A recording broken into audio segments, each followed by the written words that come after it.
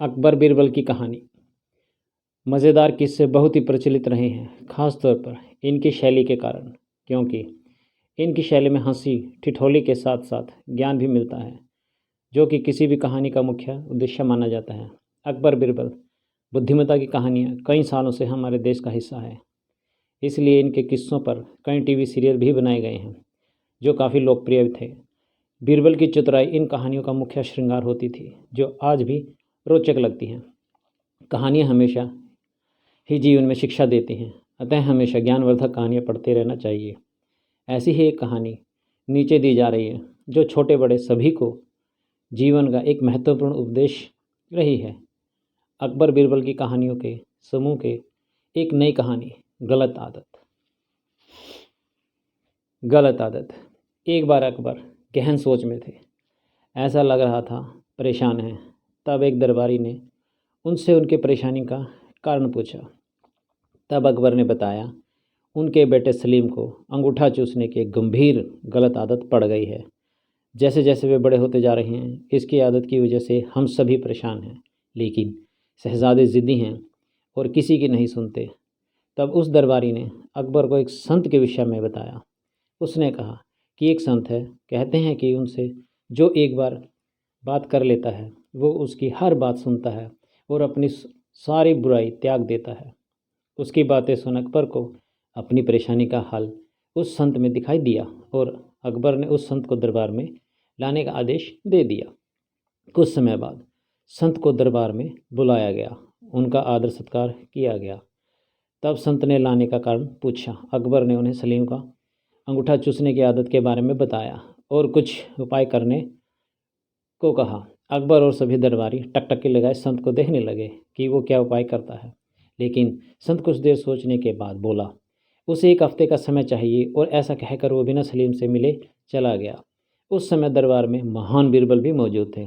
एक हफ्ते बाद संत आया और उसने सबसे पहले सलीम को बुलाया और उससे बहुत देर बातें की और उसने खेल खेल में यह सिखाया कि अंगूठा चूसना सेहत के लिए हानिकारक है, इसलिए उन्हें ऐसा नहीं करना चाहिए। और सलीम को बात समझ आ गई और उन्होंने सबके बीच कभी अंगूठा ना चूसने की कसम खाई। संत ने जो बातें सलीम को समझाई वो सभी आम बातें थी। वो चाहता तो यह बात उसी दिन दरबार में कह सकता था, लेकिन उसने हफ्ते का समय लिया। यह बात अकबर और दरबारियों को हजम नहीं हुई और उन्होंने इसे दरबार की तौहीन माना और अकबर से संत को सज़ा देने की मांग कर डाली। अकबर भी दरबारियों की बात से सहमत थे और उन्होंने भी सज़ा देना तय किया, लेकिन जैसे कि वे हर फैसले से पहले बीरबल का मशवरा लेते थे, उन्होंने इस बार भी बीरबल की तरफ देखा और पूछा कि आज तुम इतने खामोश क्यों हो? क्या तुम्हें नहीं लगता इस संत को सज़ा मिलनी चाहिए? तब बीरबल अपने अंदाज में खड़ा होता है, दरबार के बीच जाकर कहता है, जहाँ पना मैं बिल्कुल उल्टा सोच रहा हूँ, इसलिए खामोश हूँ। सभा में हल्ला मचने लगता है। सभी को आश्चर्य है कि उल्टा मतलब क्या है।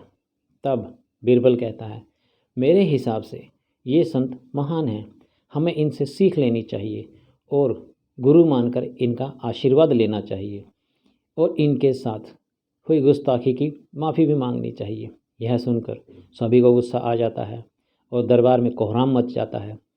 तब अकबर गुस्से में बीरबल से कहता है, गुस्ताख बीरबल, तुम हम सभी की तौहीन कर रहे हो कि हम इस संत से माफ़ी मांगे।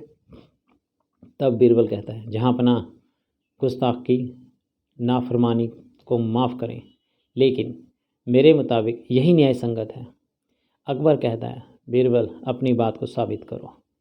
तब बीरबल बताता है, जिस दिन संत पहली बार दरबार आए थे और आप उनसे शहजादे की बात कर रहे थे, तब इनके हाथ में चूने की एक डिबिया थी, जिससे निरंतर चूना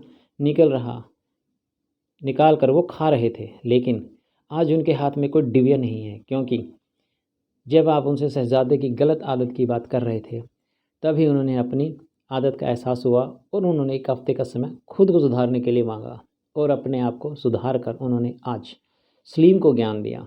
ऐसे लोग बहुत कम होते हैं जो पहले खुद की कमी को देखते हैं और उससे सुधारते हैं। इसलिए मेरे हिसाब से ये एक महान संत हैं। सभी को बात समझ आती है और सभी संत से माफ़ी मांग उनसे आशीर्वाद लेते हैं। दोस्तों, कहानी से हमें दो शिक्षाएं मिलती हैं। पहली, किसी को ज्ञान देना या सीख देने से पहले अपने अंतःकरण में अवश्य झांकें कि आप खुद क्या हैं, उस ज्ञान के दायरे में जीवन जीते हैं। क्या आप में वे सभी गुण हैं जिसका ज्ञान आप दूसरों को दे रही हैं?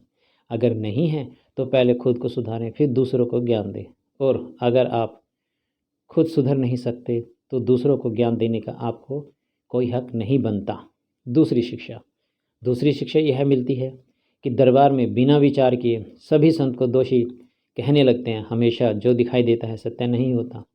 हर करने के पीछे कोई ना कोई कारण होता है। इसलिए एकदम से नकारात्मक भाव नहीं लाना चाहिए।